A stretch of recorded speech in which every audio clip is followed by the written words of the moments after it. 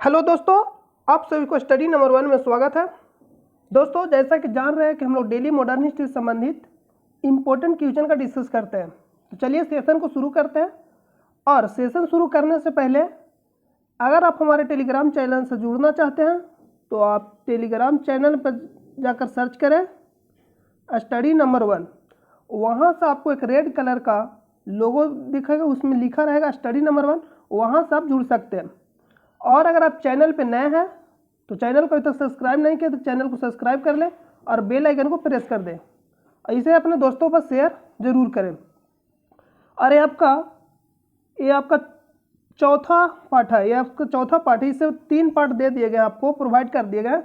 तो आप अगर पहला पार्ट और दूसरा और तीसरा नहीं देखें तो जाकर देख लीजिएगा। चलिए हम लोग वीडियो को शुरू करते हैं।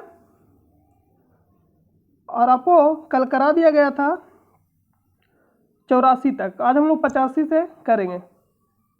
तो जो आज का आपका पहला प्रश्न है, सुमेलित कीजिए सूची 1 और सूची 2 को मिलाना। इसमें मतलब इसमें वर्ष, जिस वर्ष स्थापना हुआ था उसको बताना आपको, डेट उसमें। और इसमें दिया गया दे रहा ऑप्शन नंबर ए में कि नील आयोग का गठन कब किया गया। जो नील आयोग था उसका गठन कब किया गया, नील आयोग का गठन बताना। और बी में तेरा बंगाल टेंसी एक्ट पारित हुआ। और जो सी में तेरा दक्कन कृषक राहत अधिनियम पारित हुआ। और जो डी में तेरा अवध लगान अधिनियम पारित हुआ। आपको बताना कि कब पारित हुआ। तो जो नील आयोग जो गठन हुआ था वो आपको हो जाएगा 1860 में गठित किया गया था। नील आयोग, नील आंदोलन भी हुआ था जो 1859 में हुआ था। ये कहाँ हुआ था, वेस्ट बंगाल में। तो जो नील आयोग का गठन किया गया था 1860 में किया गया था। और ये आगे तेरा ऑप्शन नंबर बी में बंगाल टेंसी एक्ट पारित हुआ था। टेंसी का मतलब होता है किराएदारी। टेंसी का अर्थ होता है किराएदारी, मतलब बंगाल किराएदारी एक्ट पारित हुआ। तो जो पारित हुआ था आपका हुआ था 1885 में। तो इसमें हो जाएगा बी का 2 नंबर।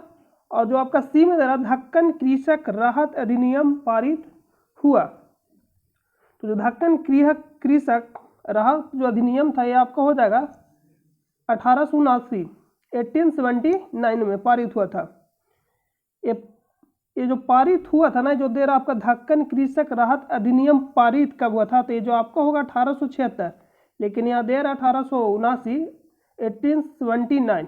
जिसका पूरा नाम ही था दक्कन कृषक राहत अधिनियम 1879। इसका जो पूरा नाम था ना, जो ये नियम था, इसका नाम ही था दक्कन कृषक राहत अधिनियम 1879। और 1876 में पारित हुआ। तो इसका जो आंसर होगा आपका इस हिसाब से यहाँ ऑप्शन में ए का 1 हो जाएगा, और बी का 2, सी का 3 नंबर, और जो डी का होगा 4 नंबर होगा। जो अवध लगान अधिनियम जो पारित किया गया था 1921 में किया गया था। और अवध किसान आंदोलन, अवध किसान सभा का गठन किया गया था 1920 में। तो इसका जो आंसर होगा आपका, ये आपका रेंज है। तो आपका यहाँ आपको कूट में आंसर देना है। तो अगर आप कूट में आंसर मिलाइएगा तो ऑप्शन नंबर ए आपका राइट हो जाएगा। तो जो पहला प्रश्न है, इस जो आज का जो आपका पहला प्रश्न है उसका जो आंसर होगा ऑप्शन नंबर ए राइट हो जाएगा। तो चलिए हम लोग अगला प्रश्न चलते हैं। आपका अगला प्रश्न है कि किस कृषक विद्रोह के नेताओं ने यह नारा दिया, हम महारानी और सिर्फ महारानी की रैयत होना चाहते हैं। इसमें आपको जो नारा दिया जा रहा है बताना है कि किस विद्रोह के नेताओं ने नारा दिया। इसमें नारा जो दिया जा रहा है कि हम महारानी और सिर्फ महारानी की रैयत होना चाहते हैं। तो यहाँ विद्रोह का नाम दे रहा है कुछ। ऑप्शन नंबर जो ए में दिया गया पावना विद्रोह। ये जो पावना विद्रोह हुआ था 1873 से लेकर 1876 तक हुआ था। पावना विद्रोह कहाँ हुआ था, वेस्ट बंगाल में। ये आपको पिछले वाली वीडियो में भी बताया गया था।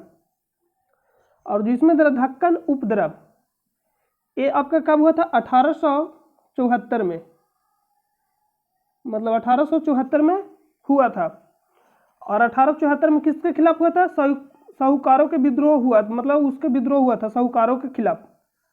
और ये कहाँ हुआ था, आपको हो गया पूना, अहमदाबाद, मतलब 1875 तक आपका अहमदाबाद, सतारा, सोलापुर में तक फैल गया था। सतारा आपका महाराष्ट्र में पड़ता है, सोलापुर भी आपका महाराष्ट्र में पड़ता है, मतलब वहां तक फैल गया था। ये महाराष्ट्र का जिला है। और सी में जो दिया गया आपका कि चंपारण का नील सत्याग्रह, ये आपका कब हुआ था? 1917 में, 1917 में। और जो आगे ऑप्शन में जो डी में गुजरात का खेड़ा सत्याग्रह, ये कब हुआ था? 1918 में, सरदार वल्लभ भाई पटेल के द्वारा किया गया था। और ये जो 1917 वाला है जो चंपारण नील सत्याग्रह, महात्मा गांधी के द्वारा। और महात्मा गांधी को आमंत्रण कौन किए थे? तो राजकुमार शुक्ल बुलाकर लाए थे महात्मा गांधी को। तो इसमें से आपको पूछ रहा है कि किस कृषक विद्रोह के नेताओं ने यह नारा दिया कि हम महारानी और सिर्फ महारानी की रैयत होना चाहते हैं। तो जो पावना विद्रोह हुआ था ना आपका, जो कहाँ हुआ था? वेस्ट बंगाल में। कब हुआ था? 1873 से लेकर कब तक हुआ था? 1876 तक। कहाँ हुआ था? वेस्ट बंगाल में। तो जो ऑप्शन नंबर ए आपका हो जाएगा, राइट हो जाएगा। तो चलिए हम लोग नेक्स्ट प्रश्न चलते हैं। आपका जो अगला प्रश्न है, किस आंदोलन के दौरान आंदोलन कर्मियों ने तिभागा चाय, इसका जो अर्थ ही होता है हम 2/3 चाहते हैं का नारा दिया। तो जो तिभागा, जो यहाँ आपको ऑप्शन नंबर ए में दिया तिभागा आंदोलन, इसका अर्थ ही होता है, तिभागा का मतलब ही होता है हम 2/3 चाहते हैं। जो आंदोलन हुआ था, ये आपको पिछले वाले वीडियो में भी बताया गया था, कब से कब तक हुआ था। जो तिभागा आंदोलन था 1946 से लेकर कब तक चला था? 51 तक। ये भी आपका वेस्ट बंगाल में, ज़्यादातर जो वेस्ट बंगाल में ही आंदोलन होता था, पूर्वी साइड हो गया वो वेस्ट बंगाल में। तो ये भी कहाँ चला था? वेस्ट बंगाल में, तिभागा आंदोलन। और जो आपका तेलंगाना आंदोलन है ये आपका हो जाएगा आंध्र प्रदेश में। कहाँ? आंध्र प्रदेश में। ये आपका हो जाएगा 1946 से 51, 1946 से 51। और ये आपका जो होगा ना, ये आपका यहाँ 1946 से 51 होगा, ये आपका 1946 से 47 के बीच चला था तिभागा आंदोलन। अरे आपका 1946 से 51 हो जाएगा। और ये आपका हो गया पुनप्रवा वायलर आंदोलन, ये भी कहाँ चला था? आपका त्रावणकोर, जो कहाँ पड़ता है? केरल में। ये भी आपको 1946 में हुआ था, जो आंदोलन हुआ था। तो आपके जितने भी आंदोलन है आपके पिछले वाले वीडियो में बताया गया था। तो अगर आप पिछले वाले वीडियो देखे होंगे तो आपको पूरी तरह से याद होगा कि आपको बताया गया था। और जो डी में दिया गया कि इनमें से कोई नहीं, तो आपको बताना है। तो यहाँ आपको बताया कि ऑप्शन में जो ए दिया गया तिभागा आंदोलन का मतलब है कि 2/3 चाहते हैं, इसका अर्थ ही होता। तो आपको यही पूछ रहा है कि प्रश्न में जो दिया गया क्वेश्चन में, किस आंदोलन के दौरान आंदोलन कर्मियों ने तिभागा चाय, मतलब हम 2/3 चाहते हैं, किस आंदोलन में? जिस आंदोलन का अर्थ है तो उसका ऑप्शन आंसर क्या हो जाएगा? तिभागा आंदोलन, ऑप्शन नंबर ए। कब से कब तक हुआ था? तो 1946 से 1947 के बीच वेस्ट बंगाल में। मतलब अधिकतर आंदोलन आपके पूर्वी स्टेट और वेस्ट बंगाल में ही हुआ था। तो ऑप्शन नंबर ए आपका राइट हो जाएगा। चलिए हम लोग अगला प्रश्न चलते हैं। अगला प्रश्न कि भारत के पहले मजदूर संघ बम्बई मिल हैंड्स एसोसिएशन जो 1890 की स्थापना किसने किए? तो इसको एक बार आप देख लीजिए, जो 1890 दिया जा रहा है ना, इसको आप एक बार सर्च कर लीजिएगा किसने की, किताब ही में ही दिया गया था 1890। और जो ए में ऑप्शन नंबर ए आपको बताना कि भारत के पहले मजदूर संघ बम्बई मिल हैंड्स एसोसिएशन की स्थापना किसने की? तो जो ऑप्शन नंबर ए में आपका दे रहा है नारायण मेघाजी लोखंडे। और जो बी में देगा एन.एम. जोशी, नारायण मल्हार जोशी, जो इनका पूरा नाम है नारायण मल्हार जोशी। और जो बी सी में दे रहा है पीसी जोशी। और डी में दे रहा शशि पद बनर्जी। तो इसमें से आपको बताना भारत के पहले मजदूर संघ बम्बई मिल हैंड्स एसोसिएशन की स्थापना किसने की? तो इसका जो राइट आंसर हो जाएगा आपका यहां option number A Narayan Meghaji Lokhande. किसने किए थे? नारायण मेघाजी लोखंडे। कहीं कहीं आपको एन.एम. लोखंडे भी लिखा मिलेगा, कहीं कहीं आपको लिखा रहेगा एन.एम. लोखंडे। तो जो आंसर होगा आपका ऑप्शन नंबर ए आपका राइट हो जाएगा, ऑप्शन नंबर ए। चलिए हम लोग अगला प्रश्न चलते हैं। अगला प्रश्न है, भारत का आधुनिक ढंग का प्रथम मजदूर संघ था। आपको बताना है कि भारत का आधुनिक ढंग का प्रथम मजदूर संघ था। तो चलिए हम ऑप्शन पर चलते हैं। ऑप्शन नंबर पहला में दिया कि मद्रास लेबर यूनियन, और बी में दिया गया बम्बई मिल हैंड्स एसोसिएशन, जो आपके अभी बताए कि एन.एम. लोखंडे कब किए थे 1890 में, और जो सी में दिया सोशल सर्विस लीग, और डी में अहमदाबाद कपड़ा मिल श्रमिक संघ। इसमें सबको बताने कि भारत का आधुनिक ढंग का प्रथम मजदूर संघ था, तो वो था मद्रास लेबर यूनियन, जो कब स्थापना हुआ था 1918 में। किनके द्वारा किया था? बीपी बाडिया और कल्याण सुंदर के साथ मिलकर मतलब किए थे। मेन रूप से उसमें बीपी बाडिया थे, और उसमें शामिल कौन थे? कल्याण सुंदम के साथ मिलकर किए थे। कल्याण सुंदम के साथ मिलकर किए थे कौन? बीपी बाडिया।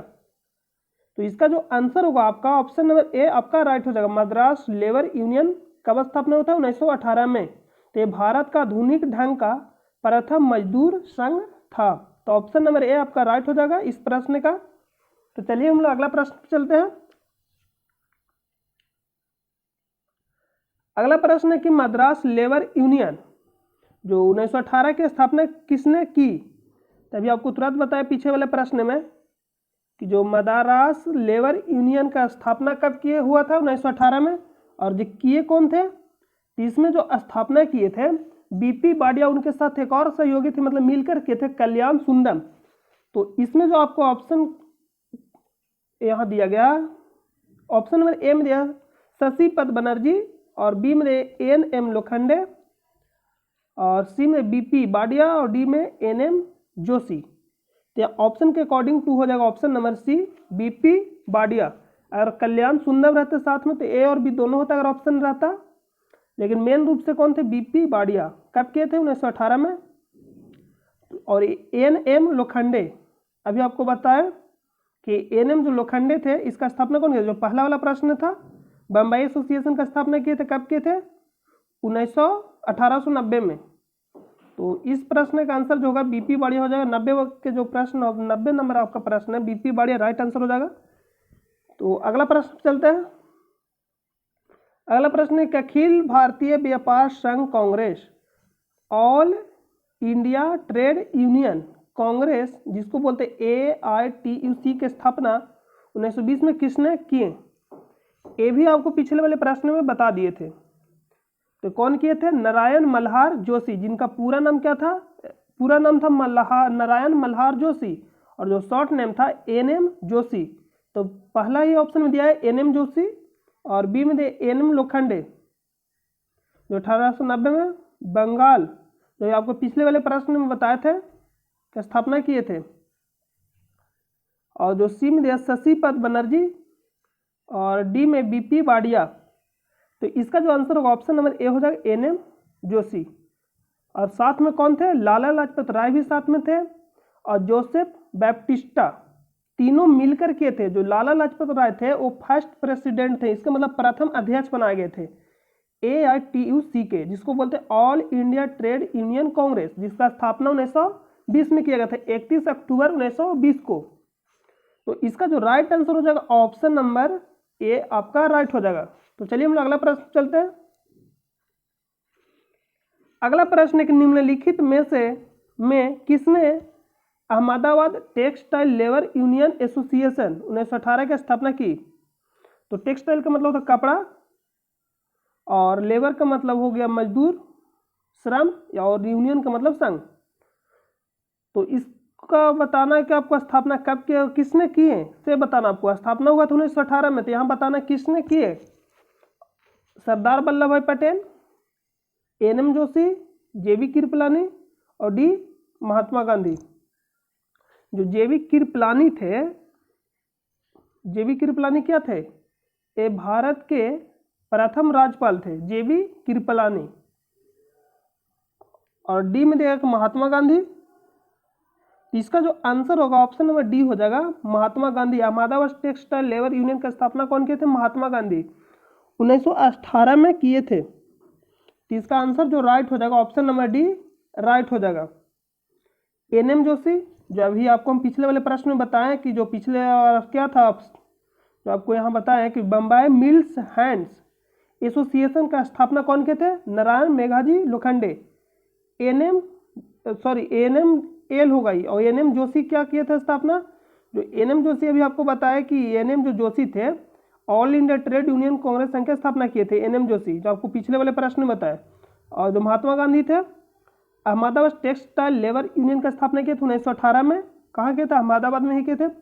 और सरदार वल्लभ भाई पटेल बारदोली सत्याग्रह किए, खेड़ा जाकर किए, जो महात्मा गांधी के कहने पर वकालत छोड़कर गए थे खेड़ा आंदोलन में। कौन? सरदार वल्लभ भाई पटेल। एनएम जोशी जो किए थे all India trade union Congress की स्थापना 1920 में, इनके साथ और थे 3 को मिलकर के थे, लाला लाजपत राय और जोसेफ बैप्टिस्ट। अगर तीनों ऑप्शन में रहेगा और इनमें से सभी, तो इनमें से सभी मारेंगे। जेबी कृपन भारत के प्रथम राज्यपाल, महिला राज्यपाल। और अगला चलिए हम लोग अगला प्रश्न चलते हैं। अगला प्रश्न है कि भारतीय राष्ट्रीय व्यापार संघ Indian national trade union Congress, जिसको बोलते हैं INTUC की स्थापना किसने किए? ऑप्शन नंबर ए में दिया कि NM लोखंडे, बी में NM जोशी, और सी में महात्मा गांधी, और डी में वल्लभ भाई पटेल। तो इसका जो स्थापना किए थे आपको हो जाएंगे वल्लभ भाई पटेल। कब किए थे स्थापना? 1920 में, 1920 में। देखिए इसमें आपका हो गया AITUC, जिसको हम लोग बोलते हैं all Indian trade union Congress. इसका जो स्थापना हुआ था 31 अक्टूबर 1920 को हुआ था, जिसके फर्स्ट प्रेसिडेंट कौन थे? लाला लाजपत राय। और यहाँ है INTUC, जिसको बोलते हैं Indian national trade union Congress. इसका जो स्थापना किए थे वल्लभ भाई पटेल किए थे। और कब स्थापना करते हैं? तो 3 मई 1947 को स्थापना करते हैं वल्लभ भाई पटेल, जो खेड़ा आंदोलन करते हैं, बारदोली सत्याग्रह करते हैं, जिसमें वल्लभ भाई पटेल को सरदार की उपाधि दिया जाता है। वहाँ के महिलाओं के द्वारा वल्लभ भाई पटेल को सरदार की उपाधि दिया गया था। किस आंदोलन में? बारदोली सत्याग्रह में दिया गया था। तो इसका जो आंसर होगा ऑप्शन नंबर डी आपका राइट हो जाएगा। चलिए हम लोग अगला प्रश्न पे चलते हैं। अगला प्रश्न है कि 1908 में बाल गंगाधर तिलक को जेल की सजा दिए जाने पर कहाँ के मजदूरों ने भारत की पहली राजनीतिक हड़ताल की? तो आपको मालूम होगा कि 1908 में बाल गंगाधर तिलक को 6 महीने के लिए जेल हो गया था, लेकिन महात्मा गांधी पहले ही छुड़ा लिए थे। ने भारत की पहली राजनीतिक हड़ताल की। तो ऑप्शन नंबर ए में दिया कि बम्बई, बी में दिया कि दिल्ली, और सी में कलकत्ता, और डी में दिया इनमें से कोई नहीं। तो इसका जो आंसर होगा आपका option number A number Bombay में। कहाँ? बम्बई में। और बाल गंगाधर तिलक को तिलक की उपाधि कब दिया जाता? आप हमें कमेंट करके जरूर बताइएगा। चलिए हम लोग अगला प्रश्न चलते हैं। आपका अगला प्रश्न है कि पहली बार किस कारखाना अधिनियम में बच्चों की सुरक्षा के उपाय के प्रावधान किए गए? ये आपको पिछले वाले फर्स्ट पार्ट में ही भी बताया गया था। उसमें सिर्फ ये पूछा था कि कारखाना अधिनियम कब पारित किया गया। तो जो भारतीय कारखाना अधिनियम था वो आपको हो जाएगा 1881 में पारित किया गया था। 1881 में किसके कार्यकाल में? तो लॉर्ड रिपन के कार्यकाल में। इसका जो कार्यकाल रहता है लॉर्ड रिपन का 1880 से लेकर 84 तक, और फिर 84 से 88 तक कौन रहता है? डफरी। लॉर्ड रिपन के कार्यकाल में ही 1881 में भारत में नियमित जनगणना कराया जाता है। कब कराया जाता है? 1881 में। लेकिन आपसे अगर सिर्फ ये पूछेगा कि भारत में पहली बार जनगणना किसके कार्यकाल में कराया गया या कब कराया गया, जो पहली बार भारत में जनगणना कराया गया था 1872 में लॉर्ड मेयो के कार्यकाल में। जो लॉर्ड मेयो का जो कार्यकाल रहता है 1869 से लेकर 72 तक, और जनगणना कब होता है? पहली बार जनगणना 1872 में ही होता है, लॉर्ड मेयो के कार्यकाल में। लेकिन अगर आपसे ये पूछा भारत में पहली बार नियमित जनगणना, मतलब कहने का मतलब नियमित मतलब हर 10 साल के बाद एक नियमित बना दिया कि हर 10 साल के बाद जनगणना किया जाएगा, तो कब से शुरू हुआ? 1881 से। जो अभी हम लोग के जनगणना होता है हर 10 वर्ष के बाद, वो 1881 से शुरू हुआ था नियमित रूप से। किसके कार्यकाल में? लॉर्ड रिपन के कार्यकाल में। तो इसमें से आपसे इसका जो होगा, और जो आपका हो गया भारतीय कारखाना अधिनियम 1881 में ही पारित हुआ था लॉर्ड रिपन के कार्यकाल में। ये भी आपसे पूछता है कि भारतीय कारखाना अधिनियम कब पारित हुआ था और किसके कार्यकाल में पारित हुआ था। तो आपको 22 तरह के याद रहेगा कार्यकाल कि कब से कब तक रहे और कब हुआ था ये जो अधिनियम पारित हुआ था। तो आंसर आपका आसानी से कर लीजिएगा। तो इसमें सबसे पूछा कि पहली बार किस कारखाना अधिनियम में बच्चों की सुरक्षा के उपाय के प्रावधान किए गए, तो इसमें ऑप्शन नंबर ए में दिया कि भारतीय कारखाना अधिनियम 1881। तो इसका जो आंसर होगा ऑप्शन नंबर ए राइट हो जाएगा। इसमें था कि जो 7 वर्ष से कम उम्र के बच्चे हैं, जो 7 वर्ष से कम उम्र के, उनको प्रतिबंध लगाया गया था। कहाँ? तो जहां श्रमिकों की संख्या कम से कम 100 थी, मतलब कम से कम 100 होना चाहिए, वहां क्या किया गया था? जो 7 वर्ष से कम है उनको पर प्रतिबंध लगाया गया था। और जो बी नंबर जो ऑप्शन दे रहा भारतीय कारखाना अधिनियम जो 1891 में, उसमें महिलाओं को, मतलब उसमें महिलाओं के लिए प्रावधान किया गया था भारतीय कारखाना अधिनियम के द्वारा 1891 में। तो इसमें जो आपका आंसर होगा आपका ऑप्शन नंबर ए राइट हो जाएगा। इसमें पूछा आपका प्रश्न में कि पहली बार किस कारखाना अधिनियम में बच्चों की सुरक्षा के उपाय के प्रावधान किए गए, तो जो ऑप्शन नंबर ए आपका होगा भारतीय कारखाना अधिनियम 1881, ये आपका राइट हो जाएगा। तो चलिए हम लोग अगला प्रश्न पे चलते हैं। आपका अगला प्रश्न है पहली बार किस कारखाना अधिनियम के तहत महिला मजदूरों की सुरक्षा सुनिश्चित की गई। तो आपको पिछले वाले प्रश्न में बताया कि जो रहता है बच्चों के लिए, जो पहली बार जो कारखाना अधिनियम पारित होता है, भारतीय कारखाना अधिनियम जो पहली बार पारित होता है 1881 में, उसके 10 वर्ष बाद ही महिलाओं के लिए अधिनियम पारित होता है। भारतीय कारखाना अधिनियम 1891 में पारित होता है 10 वर्ष के बाद। तो इसमें आपका जो आंसर होगा ऑप्शन नंबर बी राइट हो जाएगा। पूछा कि पहली बार किस कारखाना अधिनियम के तहत महिला मजदूरों की सुरक्षा सुनिश्चित की गई, तो जो अधिनियम था भारतीय कारखाना अधिनियम 1891, और बच्चों के लिए जो किया गया था भारतीय कारखाना अधिनियम 1881। तो इसमें जो आंसर होगा ऑप्शन नंबर बी राइट हो जाएगा। ऑप्शन नंबर बी आपका क्या हो जाएगा? राइट हो जाएगा।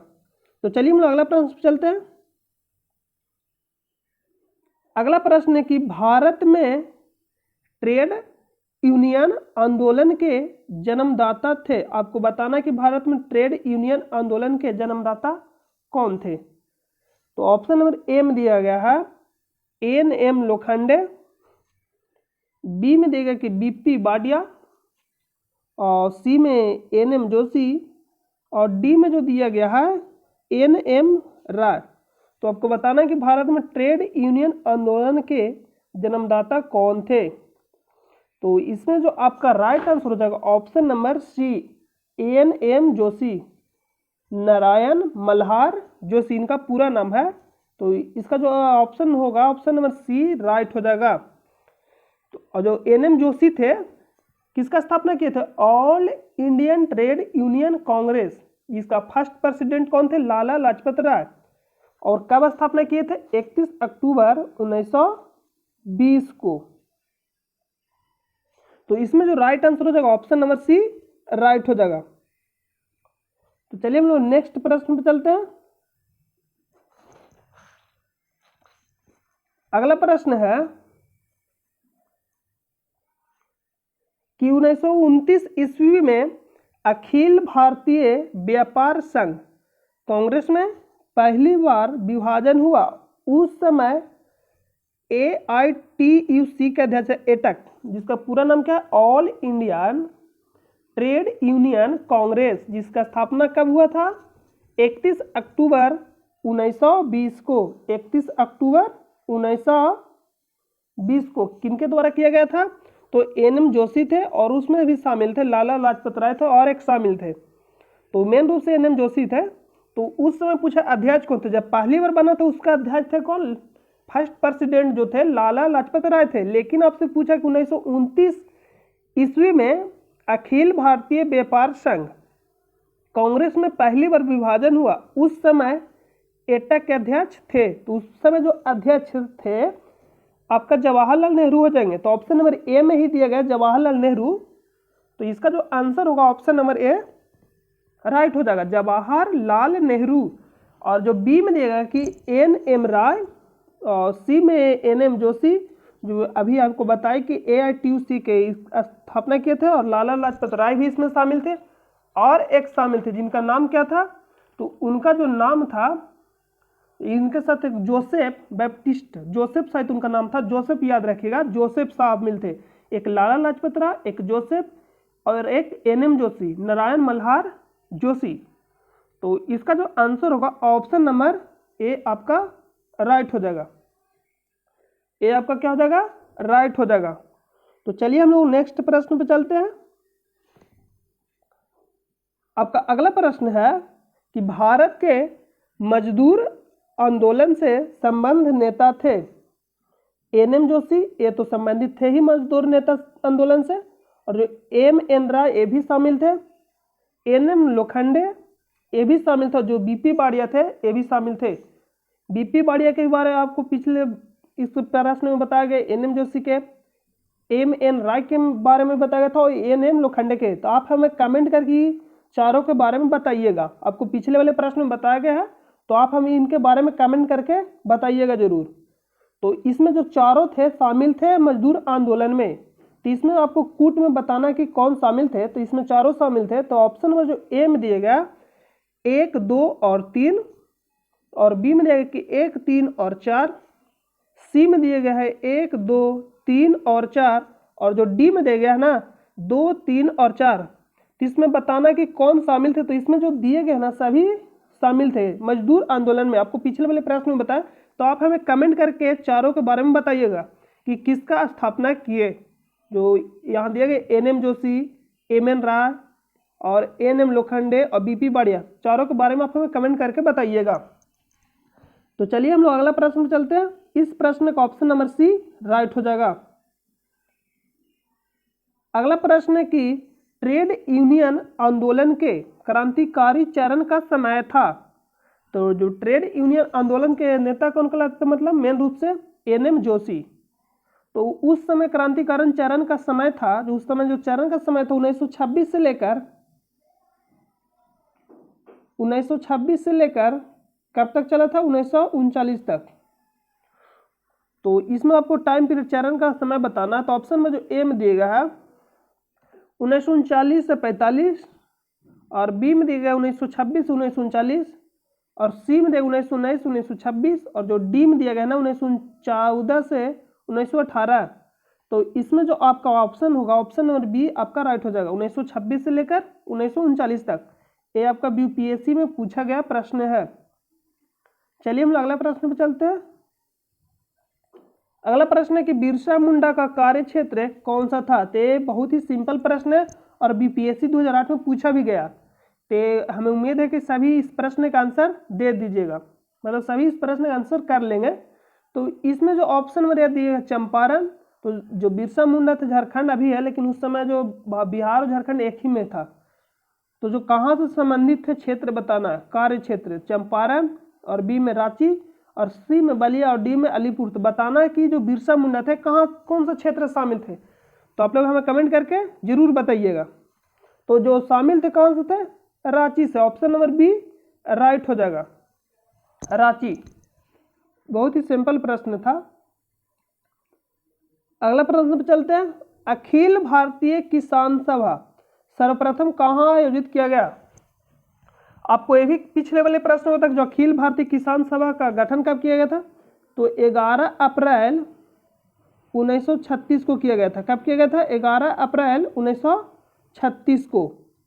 11 अप्रैल 1936 को किनके द्वारा किया गया था, तो सहजानंद सरस्वती के द्वारा किया गया था अखिल भारतीय किसान सभा का गठन। तो इसमें आपसे पूछा कि अखिल भारतीय किसान सभा सर्वप्रथम कहाँ आयोजित की गई।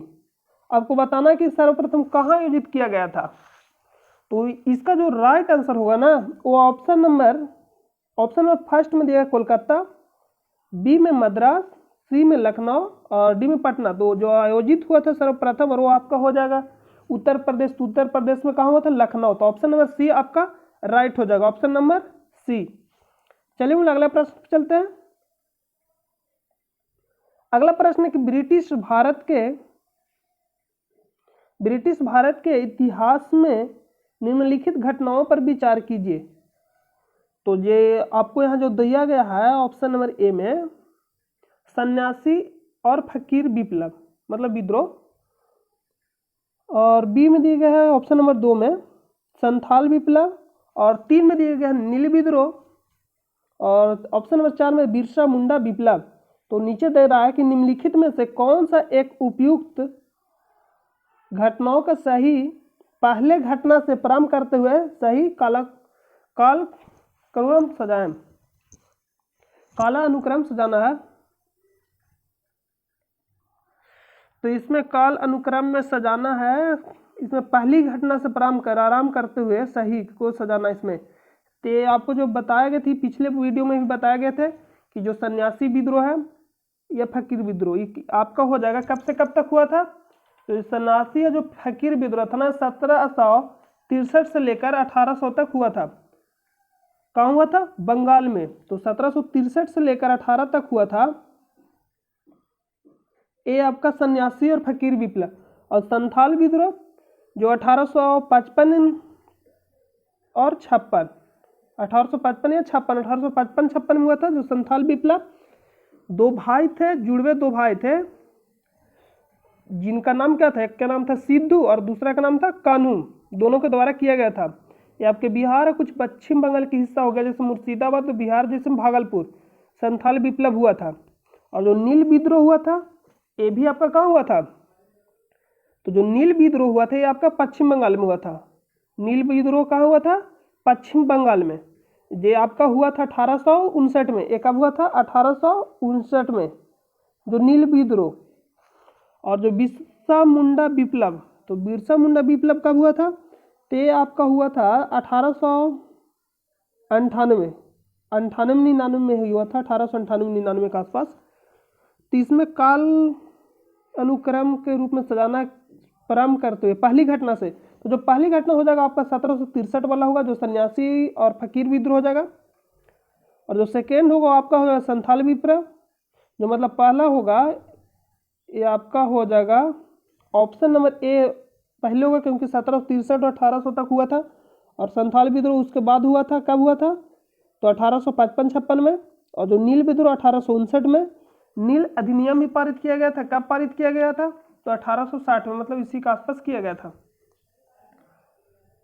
और जो ई आपका हो जाएगा जो 4 नंबर ये लास्ट में चल जाएगा। तो इसमें चुनना है ऑप्शन नंबर ए में दिया 1, 2 और 4, तो यही आपका ऑप्शन नंबर ए ही सही हो जाएगा। आप मिलाइएगा तो आपका जो आंसर आएगा ऑप्शन नंबर ए आपका राइट हो जाएगा। तो इस प्रश्न का ऑप्शन नंबर ए क्या हो जाएगा, राइट हो जाएगा। तो चलिए हम लोग नेक्स्ट प्रश्न पे चलते हैं।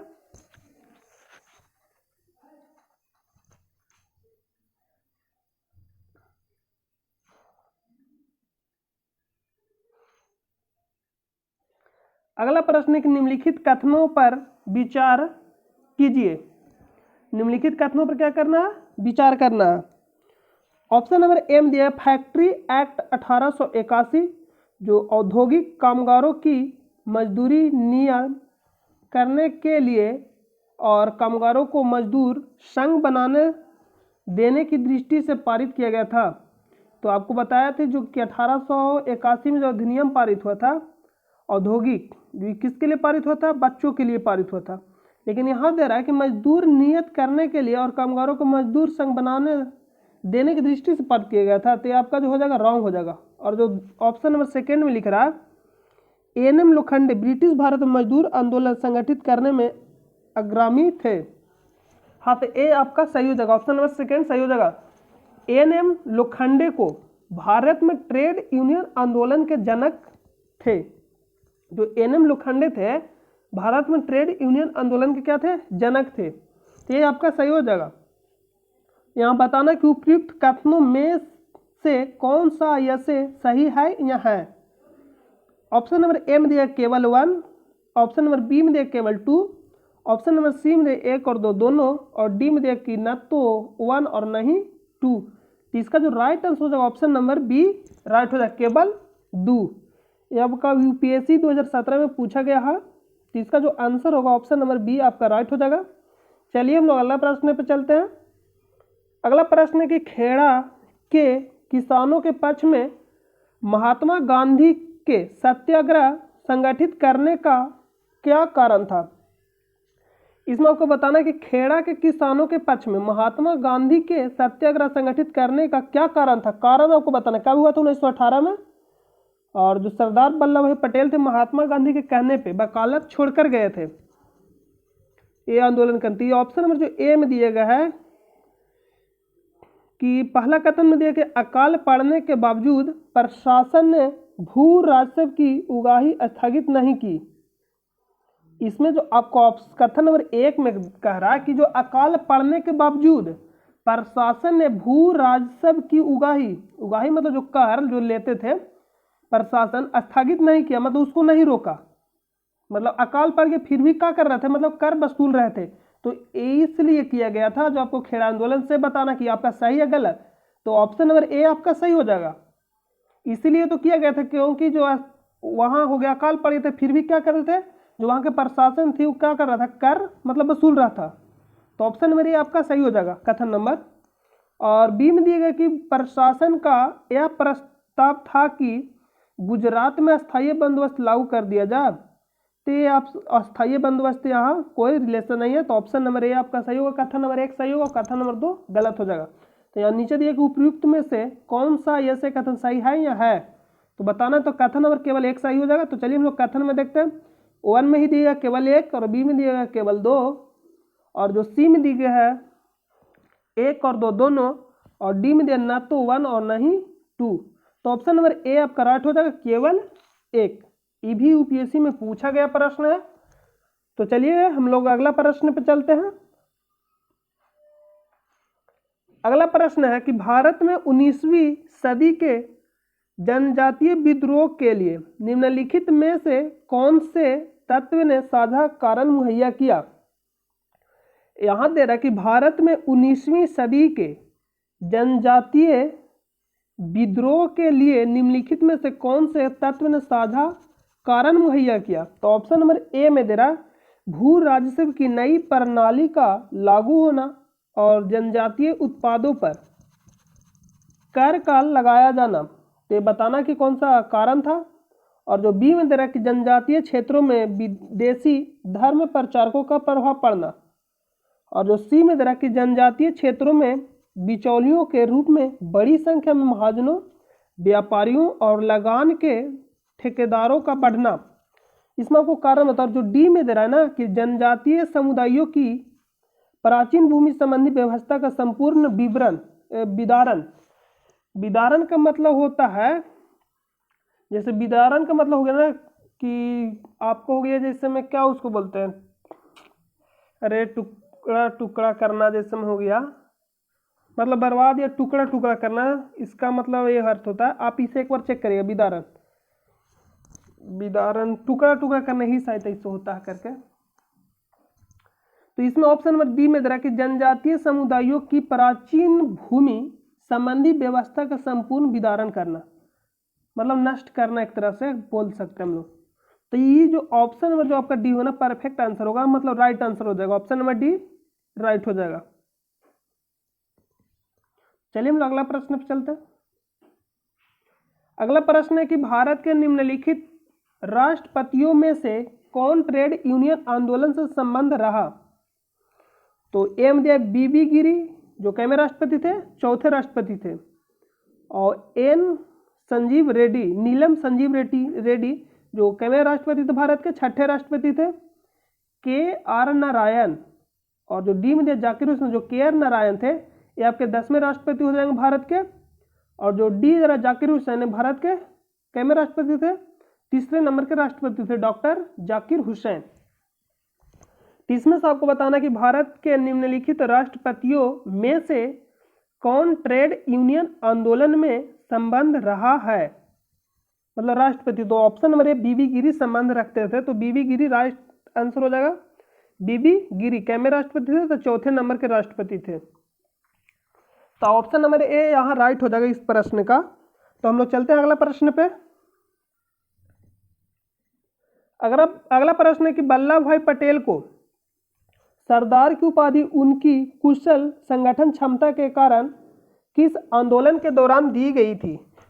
तो आपको हम कल भी प्रश्न में बताया थे पिछले वाले वीडियो में कि वल्लभ भाई पटेल को जब बारदोली आंदोलन हुआ था, कब हुआ था, 1928 में। बारदोली जब आंदोलन हुआ था किस लिए हुआ था, जो उसमें कर था ना, जो मजदूरों को, जो मतलब किसानों का जो कर था बढ़ा दिया गया था, कितना कर दिया था, 22%। उसी को घटाने के लिए मतलब ये आंदोलन किया गया था, बारदोली सत्याग्रह। किनके द्वारा किया गया था, तो वहाँ जो शामिल कौन थे, सरदार वल्लभ भाई पटेल मतलब थे, उसके अथी मतलब किए थे। तो बारदोली जो सत्याग्रह किए थे सरदार वल्लभ भाई पटेल 1928 में। तो जब बारदोली सत्याग्रह जब सफल रहा तो वहाँ के जो महिलाएं तो वहाँ के जो महिलाएं थे जो वल्लभ भाई पटेल को सरदार की उपाधि दी। तो आपसे ये भी पूछ सकता है कि सर वल्लभ भाई पटेल को सरदार की उपाधि किसने दी है, तो आप ये भी आंसर बोल सकते हैं कि बारदोली सत्याग्रह के महिलाएं ने। तो इसमें आपसे पूछा कि वल्लभ भाई पटेल को सरदार की उपाधि उनकी कुशल संगठन क्षमता के कारण किस आंदोलन के दौरान दी गई थी। तो कब दिया गया था, बारदोली सत्याग्रह में। कौन दिए थे, तो वहाँ की महिलाएं दी थी बारदोली सत्याग्रह के। जब ये जो सफल हो गया था बारदोली सत्याग्रह, तो महिलाएं ने वहाँ के वल्लभ भाई पटेल को सरदार की उपाधि दी। तो ऑप्शन नंबर ए में दिया गया खेड़ा सत्याग्रह, जो कब हुआ था, 1918 में हुआ था। किनके द्वारा किया गया था, सरदार वल्लभ भाई पटेल के द्वारा किया गया था। कब, जो महात्मा गांधी थे सरदार वल्लभ भाई पटेल को बोलते हैं, तो जो सरदार वल्लभ भाई पटेल रहते वकालत छोड़कर जाते हैं। और जो बी में दे रहा कि बारदोली सत्याग्रह में कब हुआ था, 1928 में। और जो नमक सत्याग्रह में जो नमक सत्याग्रह कब हुआ था, 1930 में। और व्यक्तिगत सत्याग्रह में तो कब किस में दिए थे, तो बारदोली सत्याग्रह में। आंसर इसका राइट हो जाएगा, जो कब हुआ था, 1928 में। Option number B. तो चलिए हम लोग अगला प्रश्न पे चलते हैं।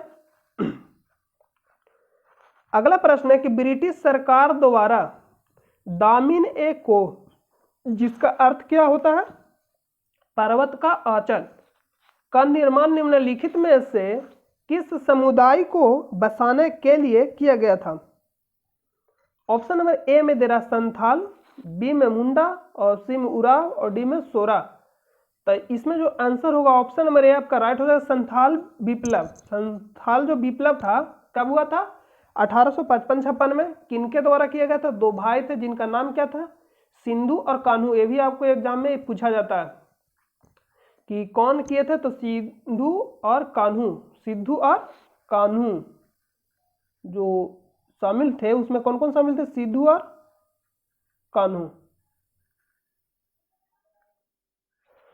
कब हुआ था, 1855-56 में। तो इसका जो आंसर होगा ऑप्शन नंबर ए राइट हो जाएगा। चलिए हम लोग नेक्स्ट प्रश्न पे चलते हैं। अगला प्रश्न है कि ब्रिटिश उपनिवेशी शासन के दौरान भारत के निम्नलिखित में से किस क्षेत्र में कुट्टी, कुछ लिखा खुट कट्ठी, या लिखा है खुट कट्ठी भू घृति, मतलब पट्टा प्रचलित था। तो उपनिवेश कहने का मतलब जैसे मान ली कोई दो देश है, ये मान ली कोई दो व्यक्ति है, एक कमजोर है और एक उससे थोड़ा मतलब ज्यादा मतलब मजबूत है, तो मतलब बरियार जैसे बोलो ताकतवर, और एक कमजोर। तो जो उसका जो कमजोर व्यक्ति पे मतलब उसका अधिकार होते हैं, क्या हो गया, उसका उपनिवेश हो गया। मतलब हम पे अधिकार करना है, किसी पे कमजोर पे अधिकार करना, उसका उपनिवेश हो गया। तो जो भारत का उपनिवेश था, ब्रिटिश जो भारत था, ब्रिटिश का क्या था, उपनिवेश था। तो वही पूछ रहा है कि इसमें ब्रिटिश उपनिवेशी भारत के दौरान भारत के निम्नलिखित में से किस क्षेत्र में पट्टा प्रचलित था। तो ऑप्शन नंबर ए में दे रहा बुंदेलखंड, बी में कर्नाटक, सी में छोटा नागपुर, और जो डी में दे रहा मद्रास प्रेसिडेंसी। तो कहाँ पर चली था, छोटा नागपुर। इसका जो आंसर होगा छोटा नागपुर, जो अभी कहाँ, झारखंड में। तो इसका आंसर राइट हो जाएगा ऑप्शन नंबर सी, छोटा नागपुर। तो इसका आंसर राइट हो जाए ऑप्शन नंबर सी, छोटा नागपुर। तो चलिए हम लोग अगला प्रश्न पर चलते हैं। तो ये जितने भी थे एक सबको 110 तक करा दिया गया ये इस चैप्टर से। तो हम लोग अगले चैप्टर से फिर नए प्रश्न के साथ शुरू करेंगे।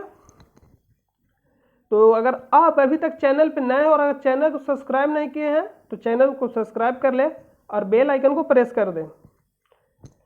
हम कोशिश करते हैं कि आपको बेस्ट से बेस्ट दिया जाए। अगर किसी प्रकार के किसी प्रश्न प्रॉब्लम या किसी बाय मिस्टेक से मान लीजिए कि गलती निकल जाता है तो आप हमें कमेंट करके ज़रूर बताइएगा। और चलिए हम लोग फिर मिलेंगे एक नए जोश और जुनून के साथ। जब तक के लिए अपना अच्छे से पढ़ाई करते रहिए, जब तक अपना अच्छे से पढ़ाई करते रहिए। और वीडियो को शेयर मन करे तो शेयर कर दीजिएगा, नहीं तो अपने से देखिए और अच्छे से पढ़ाई करिए। तो चलिए हम लोग फिर मिलते हैं एक नए वीडियो में एक नए जोश और जुनून के साथ। जब तक के लिए अपना ख्याल रखें। Thank you so much.